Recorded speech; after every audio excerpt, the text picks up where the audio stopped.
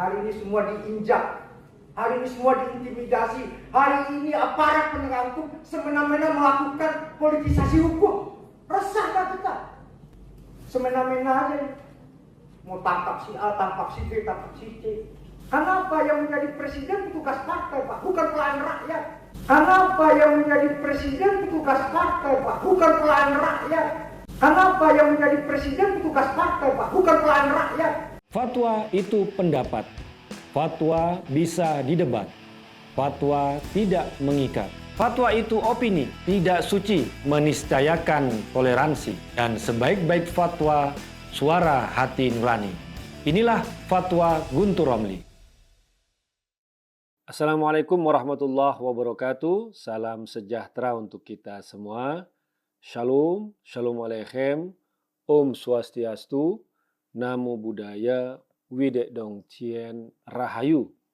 Salam Nusantara. Kadernya yang ditahan karena kasus korupsi, yakni Sekjen Nasdem yang juga Menko Info terkait dugaan korupsi BTS 4G yang menurut PPATK merugikan negara sampai 8,32 triliun. Ini kok Nasdem dan Anies malah menyerang Jokowi. Respon ini yang membuat kita heran sekaligus marah. Yang nyolong duit rakyat siapa? Loh, kok malah mereka yang lebih galak? Misalnya dari pidato Ketua DPP Nasdem Willy Aditya yang cuplikannya saya putar di awal video ini. Pidato itu di hari yang sama saat Sekjen Nasdem Joni Plate ditahan kejaksaan. Willy Aditya menuduh dengan kalimat-kalimat yang tendensius, kata dia. Hari ini semua diinjak, semua diintimidasi. Hari ini semena-mena aparat penegak hukum melakukan politisasi hukum. Semena-mena aja ini. Mau tangkap si A, mau tangkap si B, mau tangkap si C. Karena apa? Karena yang menjadi presiden petugas partai, bukan pelayan rakyat. Secara tak langsung, Willy ini mau menuduh Presiden Jokowi dengan menyebutnya sebagai petugas partai, bukan pelayan rakyat. Kemudian semua diinjak, semua diintimidasi. Aparat penegak hukum, politisasi hukum semena-mena. Ini tuduhan yang jahat. Anies, baca pres Nasdem pun datang ke Nasdem Tower. Dia datang seolah-olah menjadi jubir Tuhan dengan membawa-bawa nama Allah dalam kasus korupsi ini dengan mengatakan Allah akan berpihak pada kebenaran. Ucapan itu memang benar, tapi untuk konteks yang salah dan jahat.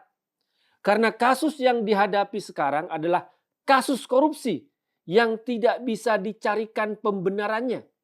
Apalagi kerugian yang sudah disampaikan 8,32 triliun, bukan angka yang kecil. Makanya tidak sedikit yang mengaitkan kasus ini dengan gedung Nasdem Tower yang mewah. Dan fasilitas Anies kampanye kemana-mana buat Nasdem seperti disediakan private jet. Dalam kasus korupsi ini, Anies bukannya bicara soal komitmen dia tentang pemberantasan korupsi. Kok malah menggunakan nama Allah untuk pembelaan saja? Oh iya, Anies tidak akan pernah berani bicara soal komitmen pemberantasan korupsi. Karena kasus dugaan korupsi Formula E masih diusut oleh KPK. Juga proyek DP 0 rupiah yang merupakan proyek unggulan Anies lagi-lagi tersangkut kasus korupsi. Yang lebih parah komentar Surya Paloh yang menyinggung soal intervensi politik dalam kasus ini. Padahal kasus Sekjen Nasdem ini Joni Plate murni soal hukum yang sudah diusut oleh kejaksaan sebelum Nasdem mengumumkan pencapresan Anies. Menurut catatan, kejaksaan sudah mengusut kasus ini pada bulan Agustus tahun 2022. Sementara Nasdem baru mengumumkan pencapresan Anies pada bulan Oktober 2022. Kok jadi dikaitkan dengan intervensi politik? Apalagi dengan tuduhan untuk menjegal pencapresan Anies. Karena elektabilitas Anies itu disurvei terjun bebas. Buat apa dijegal? Atau jangan-jangan Surya Paloh tanpa sadar sedang menceritakan kelakuan dirinya yang pernah disebut-sebut melakukan intervensi politik saat Jaksa Agung berasal dari kader Nasdem. Surya Paloh disebut-sebut dalam kasus korupsi dana bansos di Sumatera Utara. Masih ada beritanya dan bisa kita baca di fifa.co.id tanggal 9 September 2016 berjudul Surya Paloh di pusaran kasus korupsi Sumatera Utara. Ceritanya begini. Gubernur Sumut waktu itu, Gatot Pujo Nugroho, ditangkap KPK karena diduga melakukan praktek suap untuk memuluskan perkara di PT UN sehingga kasus dugaan korupsi Bansos Sumut yang mendera Gubernur Sumut saat itu, Gatot bisa lolos di Kejaksaan Tinggi Medan. Tapi apesnya, bukannya lepas dari kejaksaan, dia justru ditangkap KPK. Pada kasus itu terungkap Gatot pernah bertemu Surya Paloh. Pertemuan diduga sebagai pengamanan kasus Gatot di kejaksaan. Kesepakatan tercipta, kasus Gatot tak pernah diusut lagi oleh kejaksaan yang kebetulan dipimpin Jaksa Agung H.M. Prasetyo yang juga politikus Partai Nasdem. Terkait pertemuan itu, Surya Paloh mengakuinya, namun dia membantah pertemuan untuk mengamankan kasus Bansos Sumut. Dia membantah tegas. Tapi dalam persidangan Gatot di Pengadilan Tipikor di Jakarta, terkuak bahwa Surya Paloh memang meminta jatah 4 satuan kerja perangkat daerah di Pemprov Sumut dari Gubernur Gatot. Hal itu adalah barter pengamanan kasus Bansos.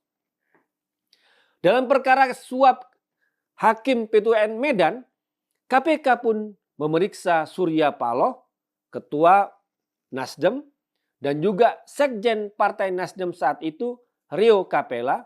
Kemudian KPK resmi menjerat Rio Capella menjadi tersangka gratifikasi dan dihukum.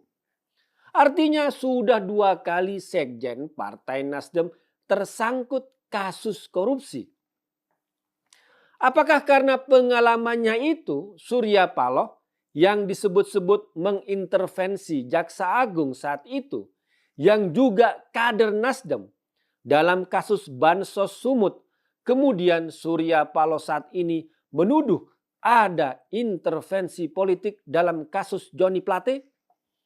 Bagi kita, apa yang dilakukan oleh para elit Nasdem itu, baik Willy Aditya, Surya Paloh, dan Anies adalah jahat. Pertama, ini tipikal maling teriak maling. Ketika ada gerombolan maling ditangkap, mereka akan berusaha mencari-cari kesalahan pada orang lain untuk menutupi kejahatannya dan mencari pembenaran. Mereka tak hanya tidak mau mengakui kejahatannya, malah melempar kesalahan pada pihak orang lain. Kedua, membawa-bawa nama Tuhan, nama Allah untuk konteks yang jahat. Kasus korupsi yang mencuri duit rakyat melalui APBN yang disebutkan merugikan 8,32 triliun, ini memang spesialis Anies yang mempolitisasi agama. Ketiga, Nasdem dan Anies terlihat galak. Jangan-jangan ada dana korupsi yang mengalir ke mereka. Kejaksaan akan mengusut aliran dana hingga ke partai. Apakah Nasdem Tower dapat? Apakah biaya pencapresan Anies dan fasilitasnya juga dapat? Apakah dengan semakin galak mereka berupaya menutupi fakta-fakta yang lain? Keempat, Mereka semakin memanfaatkan kasus Johnny Plate untuk kepentingan mereka sendiri sebagai senjata politik dan isu pencapresan. Alih-alih membantu dan membela Johnny Plate, mereka malah semakin menjerumuskan dan membuat Johnny Plate dalam posisi yang tambah sulit. Johnny Plate saat ini harus berhadapan dengan kasus hukum, malah ditambah akan menjadi bulan-bulanan politik karena dijadikan senjata tameng politik oleh Nasdem. Kita mendukung kejaksaan membongkar kasus ini. Kalau misalnya ada bukti kuat mengalir ke partai, ya harus dibongkar. Ingat, duit 8,3 triliun itu bukan duit kecil. Apalagi duit rakyat dari APBN. Mulut elit-elit Nasdem dan Anies harus dibungkam dengan bukti-bukti agar mereka tidak bisa mencari-cari kesalahan dengan menyerang Jokowi. Demikian, wassalamualaikum warahmatullahi wabarakatuh.